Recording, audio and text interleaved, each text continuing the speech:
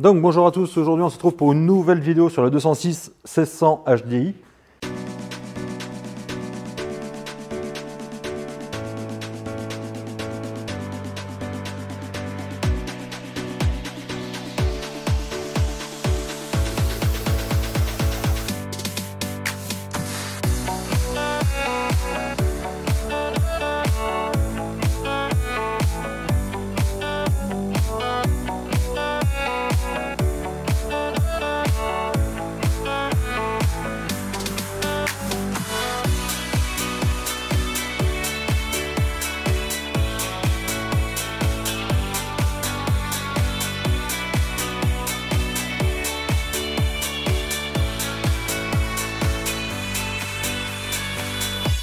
Je répète bien 1600 HDI et non 1600 16 soupapes comme certains disent dans les vidéos, dans les commentaires.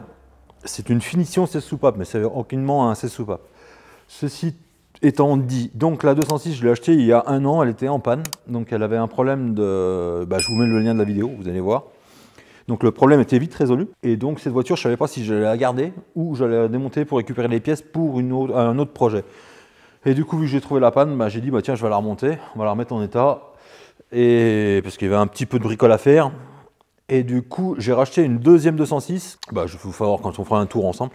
Et du coup, j'ai racheté une deuxième 206 pour donneuse d'organes, tout simplement. Donc sur cette 206, en gros, j'ai changé tout l'intérieur complet.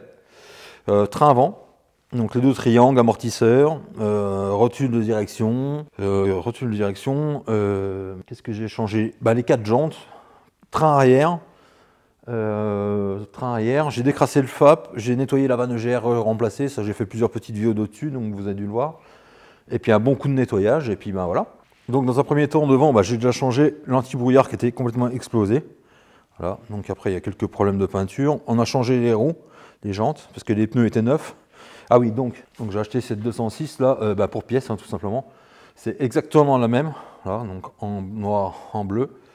C'est exactement la même, donc on a chopé le train arrière. Sur cette voiture, là-bas, je l'avais acheté pour le train arrière qui était neuf et 4 pneus neufs dessus. Donc je l'ai racheté 400 € aussi. Donc on a piqué, qu'est-ce qu'on a piqué dessus? En gros, on a piqué le train arrière. Je vais vous faire voir, de toute façon, vite fait. C'est con parce qu'elle est belle cette auto. Mais en fait, voilà. Donc on a piqué un peu de matos quand même. Voilà. Tout ce qui manque, c'est que c'est dans cette dev en fait. Ce qu'il y a à savoir que la 206 noire, du coup, je l'ai offert à Eve pour, parce que forcément elle a 17 ans. Donc maintenant ils ont le permis à 17. Donc au lieu de racheter une voiture pour lui refaire, j'avais celle-là, autant la faire quoi. Et la garder pour elle. Donc on a changé donc déjà anti-brouillard, donc les 4 jantes, 4 disques, plaquettes, tout ce qui s'ensuit, le train arrière, les jantes arrière, le silencieux arrière, le feu arrière gauche qu'on a pris sur celle là-bas, le feu arrière gauche, parce qu'il y a la plaque, et ça on a également fait le tour. Voilà, donc elle n'est pas sale parce que forcément, elle n'est pas sale, pardon, elle n'est pas propre. Donc avant on va passer à l'intérieur. Ah oui, j'ai changé les rétros parce que c'est rétro finition S16. Bon, c'est des petits détails, mais ça en fait c'est pas sur celle-là. Donc j'ai repris les deux rétros qui étaient sur la bleue. Après on passe à l'intérieur. Donc c'est un peu le bordel, c'est une voiture de fille. Donc j'ai changé complètement l'intérieur parce que dans l'autre, l'intérieur était vraiment nickel. Voilà, comme vous pouvez le voir. Donc on a tout repris. Voilà, les garnitures de porte, les moquettes tapis, les sièges qui sont vraiment propre, une voiture de gonzesse, 50 sans bon. Donc on en compte 1, 2, 3, 4, 5 dans la voiture. Je vais vous faire de l'autre côté. Donc de l'autre côté, voilà, donc elle est vraiment propre. Les sièges changés, tapis, les moquettes. Volant, airbag, panneau de porte. En fait j'ai quasi tout changé. Voilà, donc c'est une voiture qui est quand même... ça fait une jolie petite voiture pour commencer, première voiture. C'est pas trop mal. Et oui, le petit détail, c'est qu'elle voulait absolument le petit logo Peugeot en noir, donc je lui ai fait noir.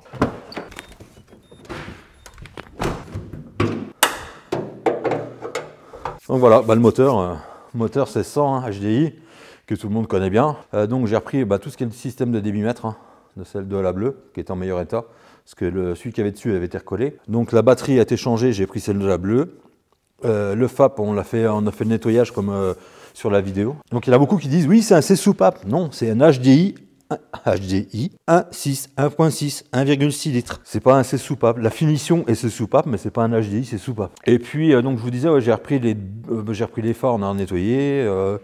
Qu'est-ce que j'ai fait? Le FAP, le FAP, la vanne EGR, ça je vous l'ai déjà dit. Un grand coup de nettoyage et puis voilà. Donc c'est une voiture qui tourne nickel. C'est une voiture qui tourne nickel, franchement. Ça fait une belle auto, je trouve. Tous les filtres, tout. La cour à distrib a été faite à 180 000, donc voilà. Et du coup, il me reste celle-là. Voilà. Donc à savoir que celle-là, en fait, j'ai vendu des pièces qui m'a remboursé la voiture. Donc celle-là, on arrive à 0 €. Et avec ce que j'ai vendu, ça m'a remboursé celle-là. Donc en fait... avec les deux voitures, il n'y en a pas une j'en ai pas payé une seule en fait. Donc voilà, c'est pour ça qu'il ne faut jamais se presser quand vous achetez des voitures et être sûr de prendre son temps. Donc pour faire le petit point financier de la voiture, en fait, rien. Donc la batterie, ça vient de la bleue. Débitmètre, il vient de la bleue.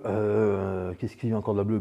Plein de petites conneries, hein, donc 2-3 petites conneries, des trucs. Mais franchement, c'est une voiture, la bleue que j'ai rachetée, elle a été hyper suivie. À savoir que j'avais toutes les factures de tout, gamin 10 000 par 10 000, plaquettes de frein, disques de frein, pneus, vidange, essuie-glace. J'ai toutes les factures. Donc forcément, tu sais que c'est une voiture qui a été entretenue. Et du coup, ce qui m'a permis de reprendre beaucoup de pièces sur celle-là pour les remettre sur celle-là, d'en vendre quelques-unes pour pouvoir me rembourser les deux voitures. Ça m'a remboursé les deux voitures pour le moment. Donc ça fait des voitures qui reviennent pas cher. À savoir que j'ai tout pris, hein, que ce soit les lignes d'échappement, le silencieux était neuf, le train arrière était neuf, tout était neuf. À part les deux triangles, les rotules que j'ai mis neuf moi. Quoi. Donc c'est une voiture qui m'aurait bien allé 200 € grand maximum. Donc je pense que pour une première voiture, c'est plutôt pas mal. À savoir qu'à la base, je l'avais acheté parce qu'elle était en panne, quoi. Donc ça fait toujours des heures de boulot, mais bon, le résultat est quand même là. Bon, sauf qu'à la base, je voulais la vendre, quoi. Mais bon, voilà. Le permis est passé à 17 ans maintenant, et du coup, je lui donne la voiture, quoi. Et alors, pour ceux qui avaient vu la première vidéo ou qui ont été la voir, là, je la remettrai en lien. Sur cette voiture, quand je l'ai achetée, il y avait le problème du film de masse. Donc le film de masse, il n'y avait rien de compliqué, je l'ai changé. Et si vous vous rappelez bien, quand j'ai mis le contact, il y avait un problème de FAP et un problème d'airbag. Donc le problème de FAP, je vous ai fait une petite vidéo où on le décolmate. Et le problème d'airbag, alors j'ai eu un gros problème avec ça, c'est que j'ai tout cherché, j'ai tout changé. J'ai passé à la valise des heures et des heures, et je vais vous faire voir d'ailleurs la valise, tiens, pendant que j'y pense. Donc je vais voir l'Icarsoft, hein, tout simplement. Je ne vais pas vous faire une démo, je ne vais pas vous faire un tuto, parce qu'en fait, le problème c'est que si vous voulez les voitures sur une 206, avec celle-là tu vas faire quelque chose et avec l'autre tu vas faire. Donc je ne peux pas vous dire elle fait ci, elle fait ça, elle fait ci, elle fait ça. Pour moi, je trouve que c'est très très bien. Je vais juste vous l'allumer, vous faire voir. Moi je fais beaucoup de Peugeot Citroën, donc j'ai aucun problème pour le moment. Et voilà, il fallait un truc polyvalent, donc avec les deux j'arrive. Bon, je vous dis tout de suite, hein, c'est pas sponsorisé du tout parce que Icarsoft ne m'a jamais répondu à mes mails. Donc c'est assez RC Max. Alors pour la petite histoire, c'est que je ne l'ai pas acheté neuf, hein, je l'ai acheté d'occasion à quelqu'un qui s'en est servi 2 fois, quoi. Tout simplement, dedans, tu as l'historique, hein, des contrôles. Si tu vas là, tu allé sur historique. En fait, tu avais son historique à lui. Vous voyez, depuis que je l'ai, j'en ai quand même passé quelques-uns. Et en fait, il y avait son historique à lui depuis la date d'achat de la facture, parce que j'ai la facture. Et il avait passé 2 fois une Xara. Voilà. Et bon, après, c'est comme tous, hein, diagnostic, tu rentres ta voiture et ainsi de suite. Tu vas sur Peugeot et après, tu as des services d'activation, tout ce qui. C'est vachement bien. Mais après, je peux pas vous faire une vidéo. Je pourrais vous faire une vidéo sur une 206, mais le problème, c'est que sur chaque voiture, c'est pas du tout les mêmes trucs, quoi. Donc c'est l'avantage de ça, c'est que c'est compact. Tu jettes dans ton coffre et puis tu arrives toujours à te dépanner. Mais il y a des fois, j'aime mieux me servir.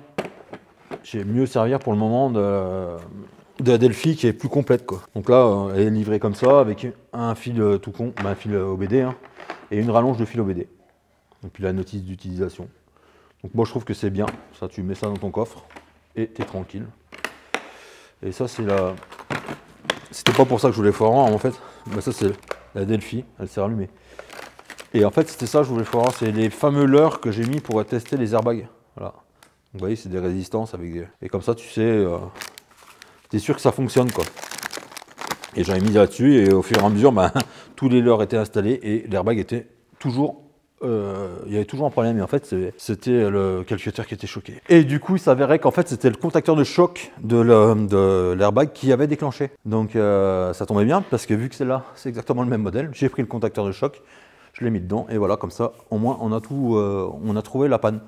Donc du coup en fait sur cette voiture il y avait le problème de FAP, le problème de la vanne EGR qui était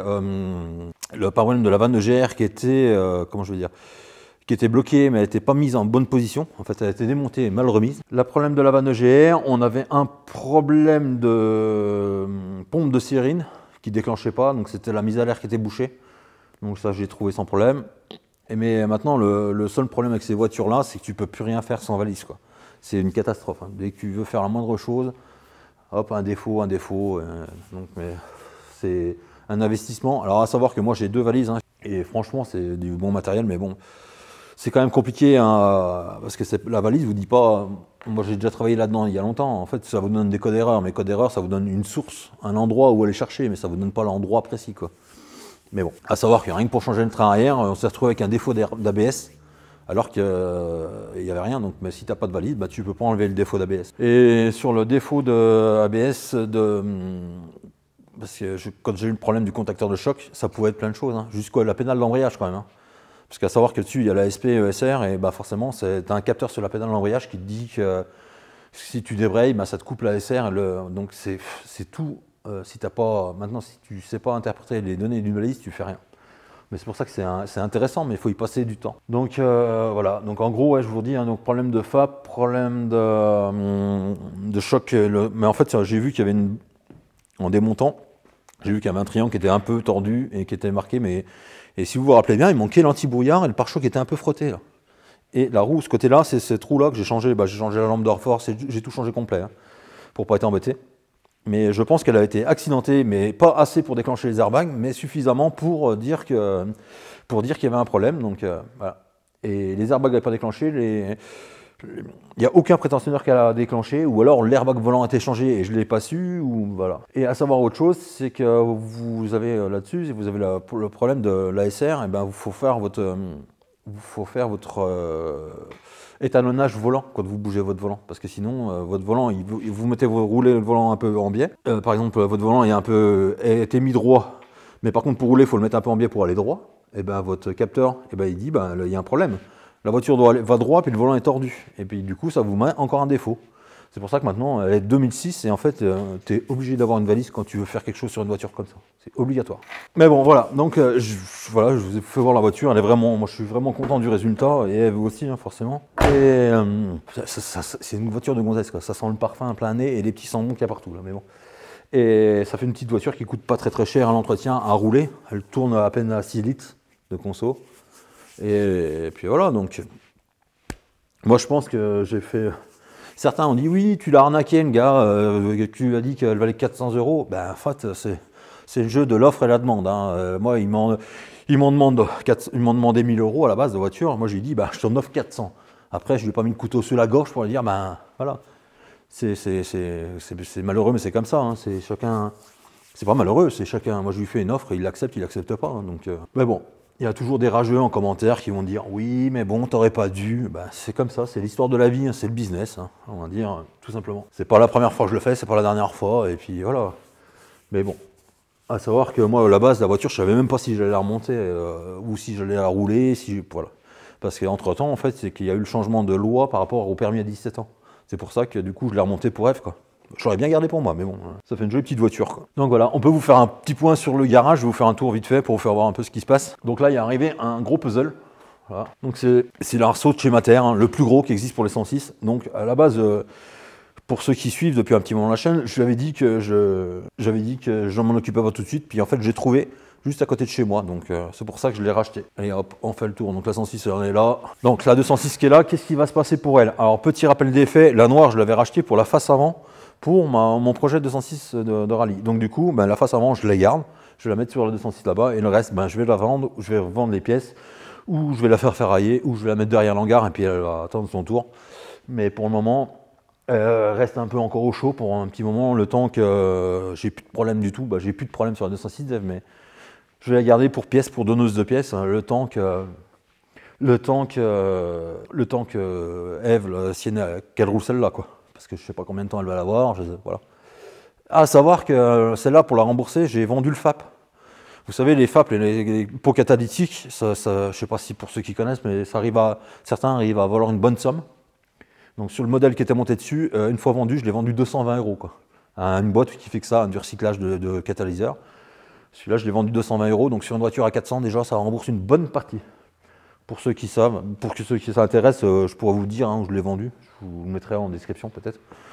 Et donc du coup, c'est pour ça que c'est là, tout ce qui me reste, c'est tout bénef, quoi. Et après, on va continuer le tour du garage vite fait. Donc le scoot, il est là. Faut que Je suis en pleine recherche de carénage. Voilà, pour mettre des carénages propres. Ma 106 XSI qui est toujours sous la poussière, il faut que je mette un train arrière, mais ça je vais m'en occuper. La Clio 16 est toujours là, et ça c'est celle qu'on va remonter en rallye. Donc en fait, les pièces de la bleue là-bas vont venir sur celle-là. Voilà, donc on a fait le tour. Hein.